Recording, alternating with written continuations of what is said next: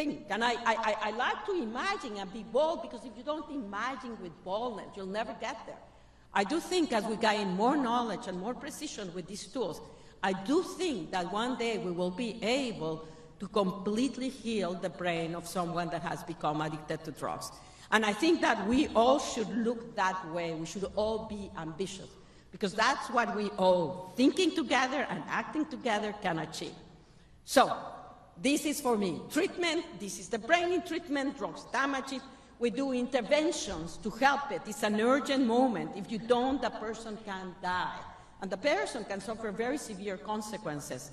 But it doesn't end there, and we shouldn't end there. We need to build up the structure so that person can regain and get back into the society, create their social networks, be someone that has ambition, be someone that realizes it's important for others. That area of recovery has been very neglected. And I'm happy to say that we are actually trying to move to figure out how do we maximize the likelihood that someone that has gone to treatment achieves that recovery. And so we created a research network towards recovery. And also, before my time is over, because I have 49 minutes, 4 minutes, 49 seconds, is that we need to actually be bold and sort of the cure, but we also need to look upstream so that we can protect every single person of these on future generations.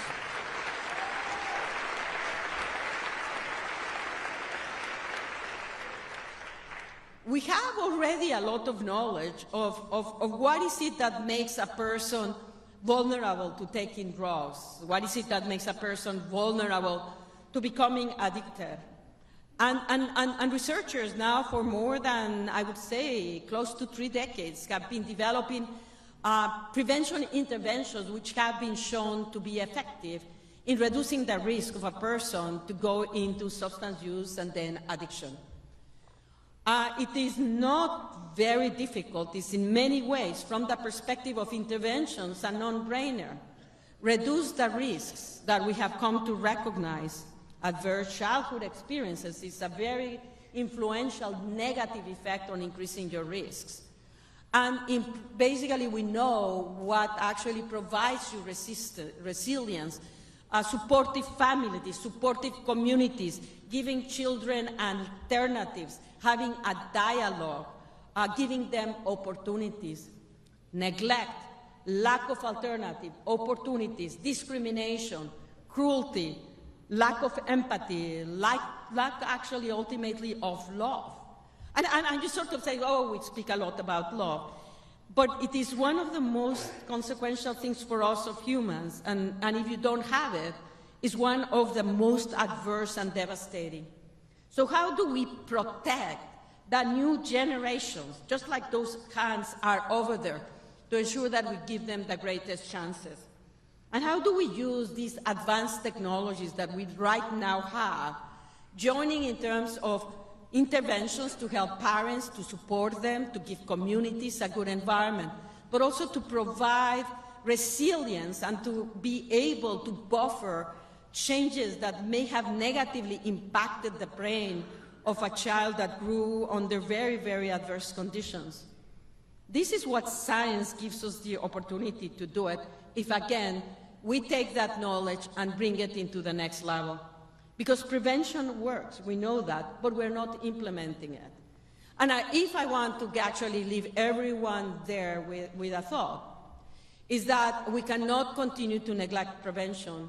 And that means recognizing it, and that means providing the resources and support to sustain those prevention interventions.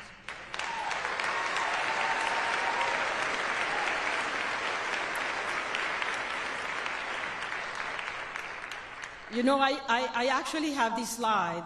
It's not my last, it's the one before the last, that actually brings the priorities for the new administration. Yes, address overdose deaths. We will keep fighting on it. But they highlight the things that I've spoken about here. It's not just about treatment. Treatment is extraordinarily important. I don't in any way want to undermine it. But it is also prevention, and it is also recovery. Because if we do not provide recovery, The risk of relapse are much higher. And these are the individuals that are highest risk to become the overdose fatalities of the future. We cannot neglect it, and we cannot neglect prevention. And of course, I was delighted to see we need to recognize how powerful innovation, research, and we are now in the data science, and we need to be part of it, and we need to take advantage of it, because this is an important cause. And I end my last slide with this one, the cascade of care model for substance use disorder. I don't call it the cascade of care model for opioid use disorder, because it's not really one drug. And when we speak about prevention, it's not that you prevent a child from taking opioids or cocaine. It's you prevent a child from using alcohol. You prevent a child from using cannabis. You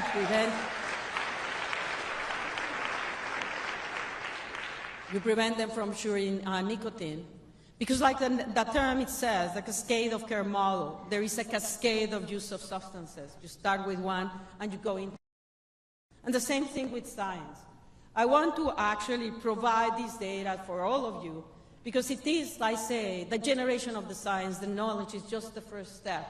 The next step is to let that knowledge and science cascade through all of you, through your communities, so that we can all together make a big difference, so that next year we see an even higher reduction in overdose deaths. Thanks very much.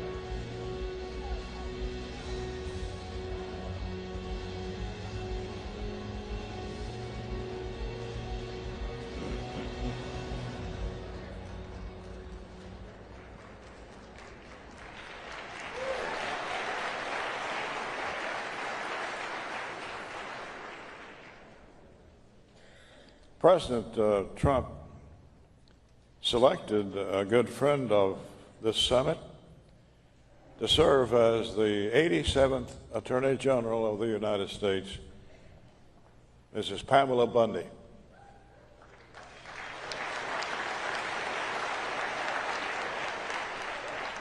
In fact, last week, she announced a major blow to Mexican cartels with a drug bust that resulted in $500 million of cocaine that was stopped from coming to your communities. Will you please help me welcome Attorney General Pamela Bondi back to the summit.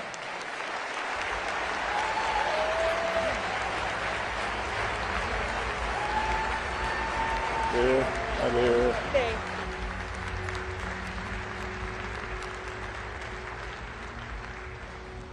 She served as the Attorney General of Florida from 2011 to 2019, and she was the first female elected to that office.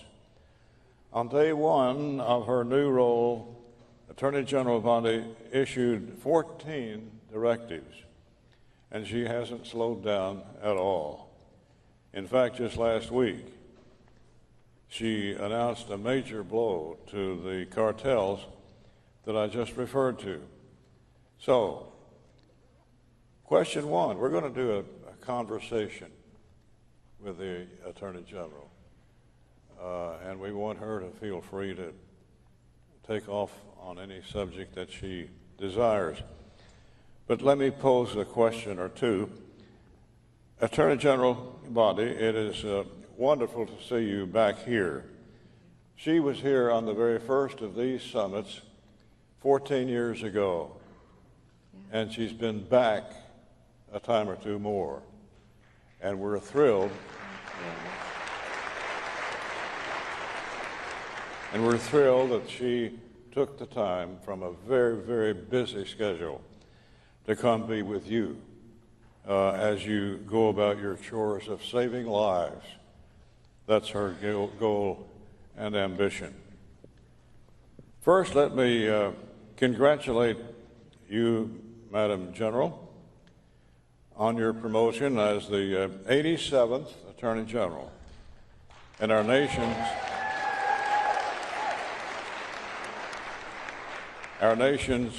chief law enforcement officer. As we begin this conversation,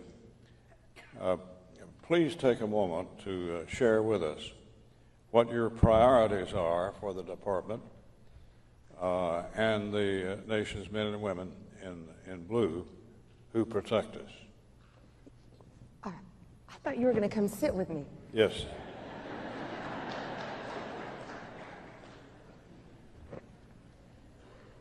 Excuse me. All right.